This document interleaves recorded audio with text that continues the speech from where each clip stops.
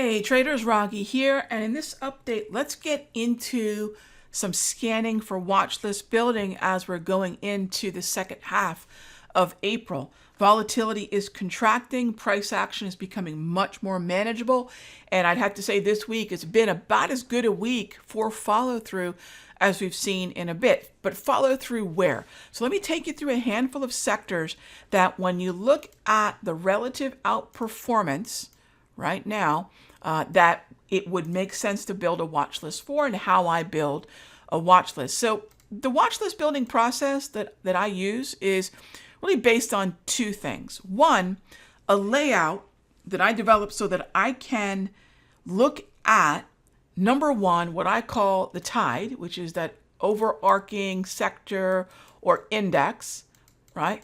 And then the boats. So I call this the tide and boats setup. So as the tide rises and falls, we know these boats will respond in a specific kind of way, usually in a sympathetic way. All right. The next thing is I want to arrange the boats in the order of their weighting. So this is the weighting of the Nasdaq. So whether you're looking at NQ futures or QQQ, these are the top 11 names in order of weighting. So we have Apple, Microsoft, Nvidia, Amazon. And again, this is the Sector Secrets Mastery method for doing this. Now, it's very effective, and what it does is it focuses on relative outperformance. Not that all the stocks within a group are going to be equally bullish or equally bearish, but rather finding the best in breed and seeing whether or not there's alignment of index to sector to stock. So I'm looking at the index. That could be the S&P, the Nasdaq, the Dow, the Russell. Then I'm looking at the heavily weighted sectors in each one of them. And then I'm going to get down to finally the stock level. A lot of traders start at the stock level. We want to make this last. Let the index and the sector be why I'm going to focus on a particular stock, rather than falling in love or having a set number of favorite symbols. So in this group, if someone were to ask me, Rog, which direction? Bearish. Which stocks? The Nasdaq itself, Apple, Meta, Google, Cisco. Those are the best, highest probability bearish setups where I would short the rip.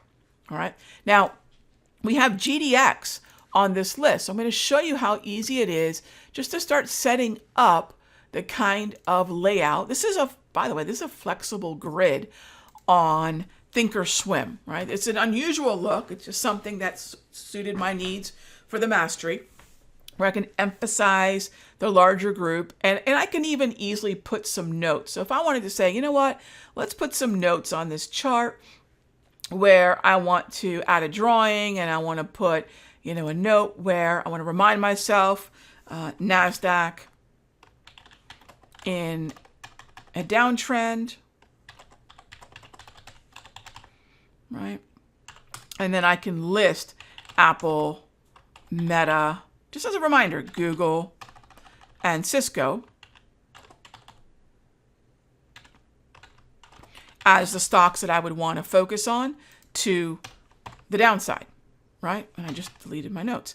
But you see what I'm doing here. Now, a lot of traders would just assume, hey, Rog, I'll just put the notes in my journal. But when the day gets going and you pull up a symbol and you've got the notes right there, it's hard to miss. So that this large chart can be a little bit more of a standing set of notes that when you pull up this template, boom, the notes are right there. GDX, I mentioned, was another one of the symbols that I want to keep an eye on, and mostly because gold has been absolutely the scene stealer of the last quarter and really into April. My largest trade of the year so far were the gold trades that we started putting on in the Sector Secrets Mastery as early as January 27. And it's really been something we've been rolling with ever since. Now, if gold's moving, that means we're also going to get movement in gold miners typically. It's no different than for traders who are waiting for crude oil to get going and playing oil stocks, or natural gas and natural gas stocks, or metals and mining based on copper and steel and aluminum. Right? These are all things that we can do.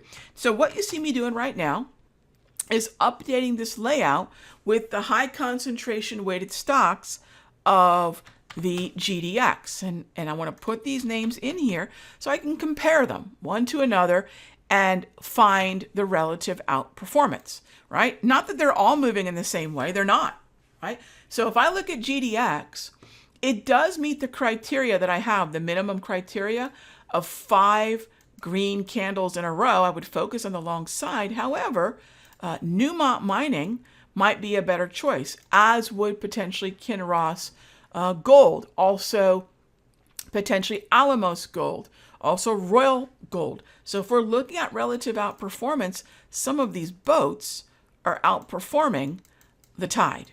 And a lot of times the watch list that I'm going to build, because they're built in this manner, I don't want to overlook Anglo Gold either, because I'm looking at it in this manner, it's less about what just had a gap up or what had a higher high, but rather the structure of probability that if one of these were to pull back to support, including GDX for that matter, that I could buy it.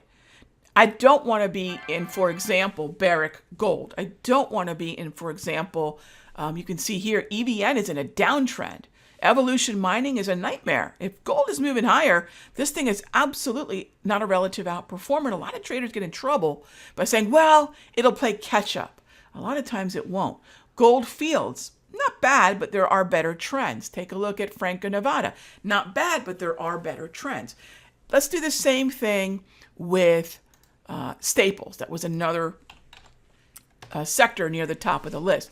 Now, Staples, as many of you probably know, is a defensive sector. So when there's a lot of fear in the marketplace, a lot of traders will favor taking a look at stocks that tend to outperform when there may not be a lot of appetite for tech and other high beta, high alpha type stocks, meaning stocks that are moving and grooving and stocks that have a higher expectation for growth. When people are risk averse, when traders and investors are risk averse, they're going to think a little bit more like a defense, not as if they want to air the ball every chance they get. So yes, a little bit more defense being played. And so that means that sectors like XLP could benefit from that. But this doesn't look great, right? This doesn't look like the kind of sector that's where stocks generally are hiding out. There are a few really good examples. Walmart, great example. I'd say Coke is a reasonably good example. Now, all my cards on the table. We have long positions in Walmart, and we have long positions in Coke. What else could look good, but maybe not quite yet? I would keep an eye on Colgate. I would keep an eye on Mondelez. I'd keep an eye on Kroger, right? Those are stocks that are slowly starting to form, and they're just a candle or two away from the 5 green candles in a row, where maybe there's not a trend, but at least now I can start looking at long calls on dips. But, there's not a really great uptrend here. So you might say, okay, I need to think more about individual boats, not the tide, in an example like Staples.